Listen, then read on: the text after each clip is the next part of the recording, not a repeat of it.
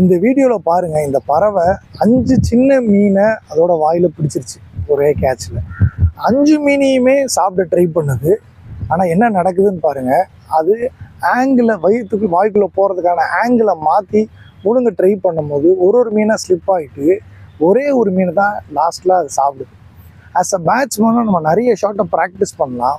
Batting ஆடும்போது இந்த விஷயத்த பண்ணலாம், இங்கே அடிக்கலாம், இந்த பாலை தரையில் அடிக்கலாம், இல்லை தூக்கி அடிக்கலாம், இப்படி எவ்வளவோ திங்கிங் ப்ராசஸ் வரலாம். நம்ம நிறைய ப்ராக்டிஸ் பண்ணியிருக்கலாம். ஆனால் அந்த ஒரு பர்டிகுலர் பாலுக்கு நம்மளால் ஒரு ஷாட்டு தான் ஆட முடியும்.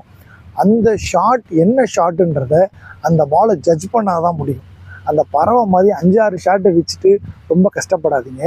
எல்லாத்தையும் ப்ராக்டிஸ் பண்ணுங்கள். பேட்டிங் இடமும் உங்கள் மைண்டை பிளெயினாக வச்சுக்கோங்க, காமாக வச்சுக்கோங்க. அந்த பாலை கரெக்டாக ஜட்ஜ் பண்ணுங்கள், அந்த பாலுக்கு ரெஸ்பாண்ட் பண்ணுங்கள்.